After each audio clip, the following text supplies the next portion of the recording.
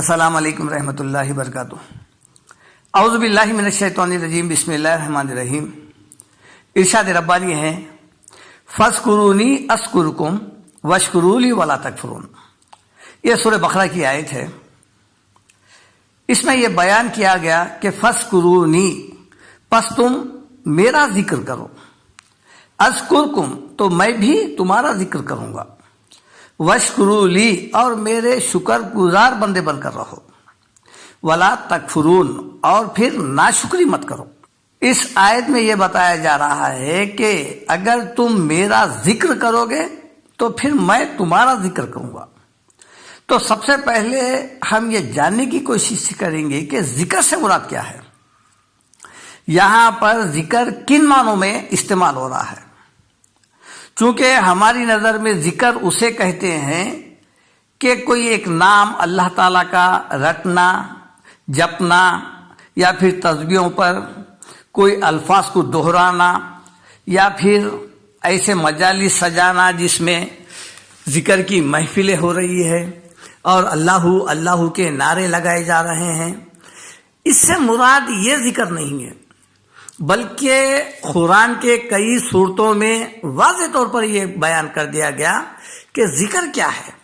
دیکھیے سورہ ہجر، انا نحن نزلنا الذکر، ہم نے ذکر نازل کر دیا ہے، وَإِنَّا لَهُ لَحَافِظُونَ، اور ہم اس کے محافظ ہیں۔ یہ کیا بات ہے اس میں کہ ہم نے نازل کر دیا ہے ذکر، یعنی قرآن۔ ذکر سے مراد قرآن ہے۔ اور یہاں پر بھی جو بات بتائی جا رہی ہے کہ فاذکرونی اذکرکم، تم میرا ذکر کرو، یعنی اللہ تعالیٰ کی شان، عظمت، کبریائی، بڑائی، مقام، مرتبہ، جو سارا کا سارا قرآن میں محفوظ ہے، وہ تعلیمات دوسروں تک پہنچاؤ۔ یہ ہے اللہ کا ذکر۔ اور اس کے لیے آپ ایک سمپل سی ایک مثال دیکھیے۔ آپ اگر آپ کسی کا ذکر کرتے ہوئے بات چیت کر رہے ہوتے ہیں اور وہ شخص آ جاتا ہے تو سب یہی کہتے ہیں کہ ابھی تمہارا ہی ذکر چل رہا تھا، یعنی اس کے متعلق اچھائیاں یا برائیاں یہ بیان کر رہے ہوتے ہیں۔ کوئی یہ تو نہیں سمجھے گا نا کہ میرا نام محفل میں لیا جا رہا تھا، رٹا جا رہا تھا، پڑھا جا رہا تھا، یا پھر بیجوں کے ذریعے سے گرایا جا رہا تھا۔ کوئی یہ نہیں سمجھیں گا، بلکہ یہ سمجھیں گا کہ میرے اچھائیاں یا برائیاں یہ بیان ہو رہے تھے۔ تو یہاں پر بھی ذکر سے مراد کیا ہے؟ سب سے پہلے اللہ کی معرفت، اس کی شان، اس کی عظمت، اس کی کبریائی، اس کا جاہ و جلال، یہ تمام باتوں کا ذکر کرنا یہ اللہ کا ذکر ہے۔ اس لیے سورہ رعد میں اللہ تعالیٰ فرمائے الذین آمنوا وتطمئن قلوبہم بذکر اللہ، وہ لوگ جو ایمان لائے ہیں ان کے دل صرف اور صرف اللہ کے وہ آیات جس میں اللہ تعالیٰ کی شان ہے وہ بیان کرنے میں ان کے دل مطمئن ہوتے ہیں۔ الا بذکر اللہ تطمئن القلوب، خبردار کہ دلوں کو اطمینان ملتا ہے وہ تعلیمات سے، وہ اللہ کی شان بیان کرنے سے جو قرآن میں بیان ہوئی ہے، اس سے ان کے دل، ان کے قلوب مطمئن ہوتے ہیں۔ یہاں پر یہی بتایا گیا ہے، جیسا کہ نمازوں میں بھی ہم پڑھتے ہیں، سورہ طٰہٰ میں اقیم الصلاۃ لذکری، کہ اللہ کی یاد کے لیے، اللہ کے ذکر کے لیے نماز پڑھو۔ کیا پڑھتے ہیں ہم نماز میں؟ وہی قرآن پڑھتے ہیں۔ تکبیر میں بھی یہی بات ہے نا، ان ہوا الا ذکر للعالمین، یہ جو قرآن ہے یہ تمام عالمین کے لیے نازل ہوا ہے۔ یہ اور پھر زمانے جاہلیت میں جب لوگ حج کر چکے ہوتے ہیں تو پھر ایک ایک گروپ بنا کے، پارٹی بنا کے بیٹھ کے اپنے آبا و اجداد کے کارنامے بیان کرتے تھے، اور ان کی جو ہے بڑائی، ان کے قصے، ان کے واقعات یہ دہراتے تھے۔ قرآن اس سے روکا ہے اسے، بلکہ یہ بتایا گیا کہ یا ایھا الذین آمنوا اذکروا اللہ ذکرا کثیرا، سورہ احزاب میں ہے، اے ایمان والو اللہ کا ذکر کثرت سے کرو، بجائے باپ دادا کے جو ہے بڑائی بیان کرنے کے، قصے، کہانیاں۔ آج ہمارے پاس یہی ہے، آج جو ہے اللہ کا کلام کم اور واقعات، قصے۔ اللہ تعالیٰ سورہ بقرہ میں حج کے دوران ہونے والے اسی گفتگو کی طرف اشارہ کیا ہے فَإِذَا خَضَيْتُم مَنَاسِكَكُمْ فَاذْكُرُوا اللَّهَ كَذِكْرِكُمْ آبَاءَكُمْ أَوْ أَشَدَّ ذِكْرًا۔ جب تم مناسک حج پورے کر چکو ہو تو کیا کرو؟ اللہ کا ذکر بیان کرو، اللہ کی شان، کبریائی، عظمت یہ بیان کرو جیسا تم اپنے باپ دادا کا کرتے ہیں۔ او اشد ذکرہ، بلکہ ان کا چھوڑو، اللہ کا کثرت سے کرو۔ یہ ہے اللہ تعالیٰ کا ذکر، اس لیے یاد دہانی بھی بولتے ہیں اسے۔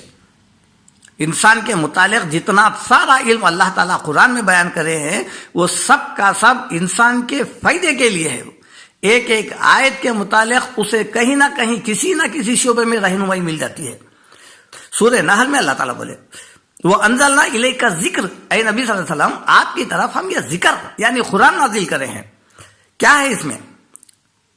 للناس، لوگوں کے لیے، لِتُبَيِّنَ لِلنَّاسِ مَا نُزِّلَ إِلَيْهِمْ، تاکہ آپ ہمارے یہ جو قوانین ہے، ہمارے متعلق جو احکام ہے، ہماری اس کے اندر جو معرفت ہے اللہ تعالیٰ کی کہ اللہ تعالیٰ کیسا ہے، کس قدرت کا حامل ہے، اس کی طاقت کیا ہے، اس کی قوت کیا ہے، یہ تمام باتیں جو بیان کر دی گئی ہے یہ آپ لوگوں کو بتاؤ۔ ما نزل الیہم، جو کچھ ان کے لیے نازل ہوا ہے، انسانوں کی ہدایت کے لیے، رہنمائی کے لیے، رہبری کے لیے جو نازل ہوا ہے۔ کیوں؟ وَلَعَلَّهُمْ يَتَفَكَّرُونَ، تاکہ لوگ اس سے فکر کریں۔ قرآن یہ کہتا ہے کہ جو ہے اللہ کا ذکر اللہ کا کلام ہے، اللہ کے تعلیمات ہے، یہ قرآن سارا کا سارا ذکر ہے، اور اللہ تعالیٰ اس ذکر کی حفاظت اپنے ذمے لے چکا ہے۔ اس سے ہٹ کر جو ہمارے پاس رائج کردہ، خود ساختہ جو بھی ذکر کے محفلیں ہیں اور جو طریقہ اختیار کیا گیا ہے، اس سے اللہ کا ذکر مراد نہیں ہے، بلکہ جو ہے کسی کا نام رٹنا، کوئی ایک لفظ کے بار بار دہرانا، پھر تسبیحوں کے دانے پر وہ ہزاروں کی تعداد میں پڑھتے جانا، یہ ذکر نہیں ہے، بلکہ کسی کے متعلق مکمل معلومات حاصل کرنا۔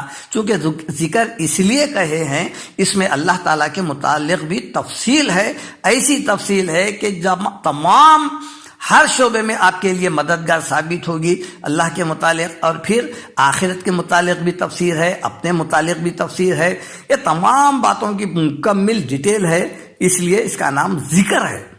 اور اللہ کا ذکر لوگوں کے سامنے بیان کرنے کا مطلب یہ ہے فَاذْكُرُونِی، میرا ذکر کرو، مطلب یہ ہے کہ ہر ایک جگہ جاؤ، قرآن کے تعلیمات پہنچاؤ، اور پھر اللہ کے متعلق بتاؤ کہ وہ اللہ اکیلا ہے، اس کے سوا کوئی معبود نہیں ہے، وہ ساری کائنات کا مشکل کشا ہے، حاجت روا ہے، فریاد رس ہے، یہ تمام باتیں ان کے سامنے رکھو، یہ ذکر ہے۔ تو پھر اللہ بھی تمہارا ذکر بلند کرے گا کہ یہ میرا بندہ ہے جو میری وحدانیت پیش کر رہا ہے، میری معرفت پیش کر رہا ہے، اور میرے تعلیمات لوگوں تک پہنچا رہا ہے، یہی ذکر ہے۔ اگر ایسا کریں گے تو ٹھیک ہے، ورنہ جو ہے وشکروا لی، اور پھر میرا شکر کرو، یعنی جو انعامات میں قرآن کی شکل میں تم پر کر دیا ہوں اور بتا دیا ہوں، اس پر شکر کرو۔ ولا تکفرون، قرآن کو چھوڑ کر بے پرواہ زندگی گزار کے میرے ناشکرے بندے مت بنو۔ سبحان ربک رب العزت عما یصفون وسلام علی المرسلین والحمد للہ رب العالمین۔